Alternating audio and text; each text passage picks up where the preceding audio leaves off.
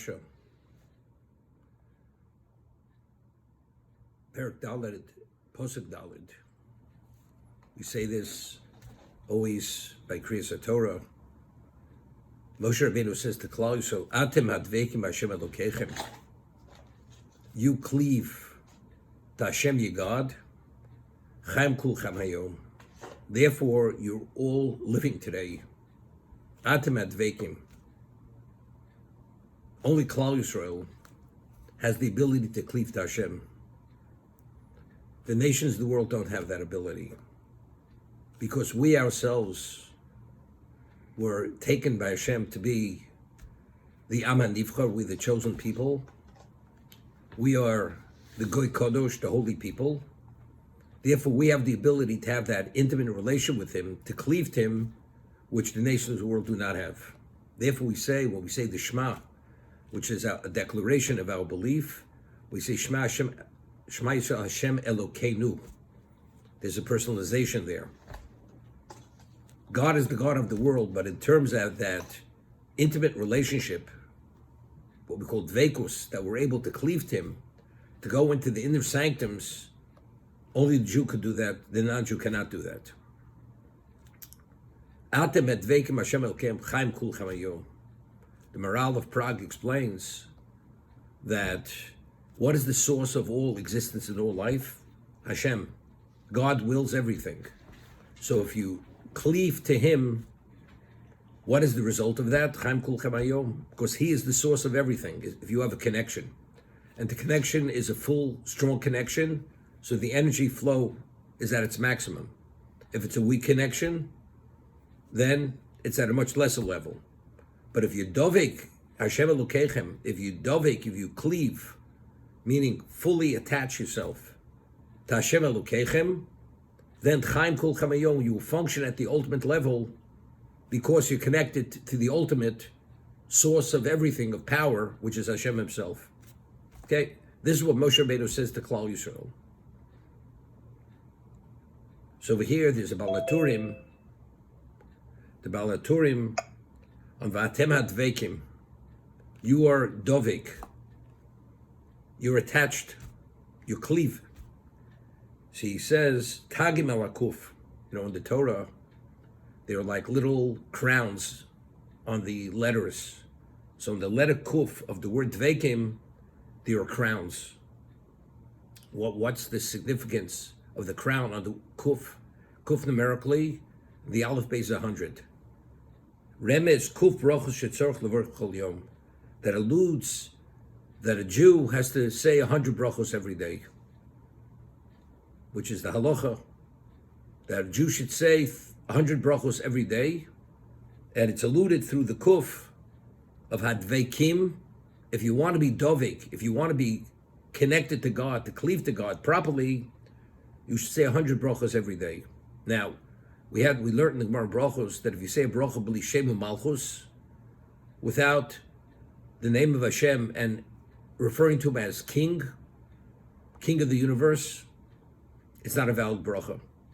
So to what degree do you have to acknowledge? To be dovik, to cleave to Hashem, to what degree do you have to express it? You need a Shem Malchus. You need the name of Hashem mentioned, and you need Malchus. You refer to Him as Melech, as King of the universe. If you repeat this 100 times a day, that will allow you to be dovik to Hashem. See the Rambam in Hilchos Brachos explains, the Rambam is Perek Aleph in Hilchos Brachos. He says the only bracha on the Torah level is the bracha of Birchas Hamazon, as it says, V'chalta v'savatu v'yirachta. Even Birchas Hamazon, if one eats only as little as a kazayas, rabbinically one has this bench.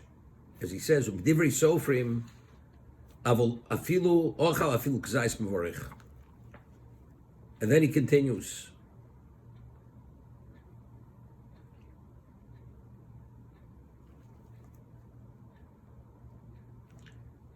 Ubidivri sof vorch al kol machul tchilo v'akach yerem yinenu. Any food item, not only bread, if one benefits from it, one has to say a bracha and then benefit. Even if you want to eat just a minuscule amount of food, drink a minuscule amount of liquid, you have to say a bracha, the pre-bracha. V'chenim hi riach reach tov, if you smelled something, which you have benefit from the fragrance, b'vorech achach yenem yinenu. You say the pre-bracha, then you benefit. V'chol hanena b'lo bracha moal. If one benefits without acknowledging it through a bracha, it's like you benefit something that was consecrated. V'chein midivrei sofrim l'vorech achach komashi yochal. Also rabbinically, after we eat, there's a rabbinic obligation to acknowledge Hashem after we eat or after we drink. Just as one benefit acknowledges Hashem when we have benefit, so identically, we have what we call birchas ha-mitzvos, that we do a mitzvah prior to the bracha, we acknowledge Hashem. There are many brachos which we discussed in this week's, in the Mishnah, in this parak. We have to acknowledge Hashem in a context of praise and thanks. Thunder or lightning, you see a mountain range. Shechionu, various things. V'derech ba'kosha. Now this is the punchline here. V'derech ba'kosha, in the context of supplication. Why do we say all these brachos? K'dei liskor es abore tomid, al pi she'en lo neneh v'lo osa mitzvah, to continuously be cognizant of the Creator on an ongoing basis. So why will Chazal, although it's only rabbinical, why did they legislate brachos? Derech, why? K'dei liskor es abore tomid, al pi she'en lo neneh v'lo osa mitzvah. We read in Novi, in the prophets, there was a plague during David Melch's time, and Hashem revealed to him that the reason why there was a plague was because Jews did not acknowledge Hashem. They weren't cognizant of him. So David legislated 100 brachos, that a person has to say 100 brachos every day. Now, what's the value of that? How did that somehow address the source of the problem? Evidently, that level of cognizance of Hashem was not there. Therefore, Chazal went and legislated, you have to say 100 brachos every day regarding many things, whether it's benefit, whether it's seeing or experiencing certain things. Every experience, physical, visual, whatever it may be, or you're informed, something positive or even negative, you have to acknowledge Hashem. Kedei liskor es abori tomid, to continuously remember Hashem. The word tomid, continuous. That means 100 is without any level of interruption. If you want to be dovik, if you want to cleave to God, cleaving is on a continuous basis. That there's a tag, there's a crown on the letter kuf, which numerically is 100. If you say 100 brachas every day, then that it will be a basis for that cognizance, for that, through that acknowledgement, that will allow you to be cognizant of Him tomid, continuously. That's how you're dovik. Now, he says tomid, continuous. Now, where else do we find the concept of tomid? Tomid we find, a Jew has to be continuously involved in the study of Torah. Uninterrupted. Day and night. I mean, every free moment we have to actually avail that and be involved in the study of Torah. And I mentioned in the Rambam, I mean, it's very good with this. The Rambam says that although you're permitted in certain circumstances to interrupt your Torah study, but when you interrupt it, you should have in mind that you're coming back. What's the whole concept of coming back? When you have a mind to come back, that means there's always that cognizance. Even when you interrupt, in the interrupted moment, your mind is to come back. That it's tomid. We find in Medrash Eicha, it cites a pasuk in Daniel, that the reason why the Churban Abayis came about is because we abandoned the Torah. And the Torah in Daniel is referred to as tomid.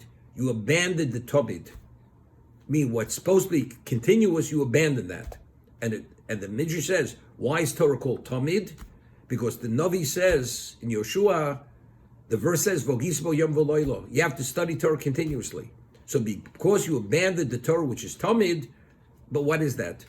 Barasi Yetzer Barasi Torah Tavlin. I've created the Torah, the evil inclination. The Torah is its antidote. But to what degree do you have to be involved? It's Tamid. Because they abandoned it. Meaning when they weren't studying, they abandoned it. Even they studied once in a while, whatever it is, but it wasn't the Tamid. They abandoned the Tamid. The Jew is called Tamid. Why is the Jew called Tamid? He's Tamid because his function, and in the context Hashem wants him to be continuously involved, is what? In Torah. We find Chazal enacted, legislated brachos, 100 brachos. Why? Through the 100, you will what? You will always be cognizant of Hashem. And as he said, the Gemara says, a bracha without Shem Malchus is not a bracha. So to what degree do you have to acknowledge him? Not only he's God, Hashem Elokeinu Melech Olam. He's the king of the universe. He's the totality. He's the omnipotent being. Only through that do you remember him Tamid. To say, but if only you have snippets of recognition of him, that's not sufficient. It has to be Tamid. Now we can appreciate the Navi goes and admonishes Klal Yisrael that even when we do mitzvahs, we do them mitzvahs anoshim l'modo. We do them at a rote. Very often a person starts davening before he turns around. He doesn't realize he's holding be'olenu. Or by tachnun. I mean, you've been wearing your tefillin and you're saying the tefillah for 25 minutes. And all of a sudden now you realize you're saying the last Amin Yeshmei Rabbah at the end of davening. What happened? The answer is because it's by rote. Since there's no focus and there's no cognizant, but if the whole value, the basis for legislating the brachos is kedei lizkor, to remember God, your creator, Tamid, continuously, but if you're not in touch and you just say it by rote, you don't have that value of the bracha.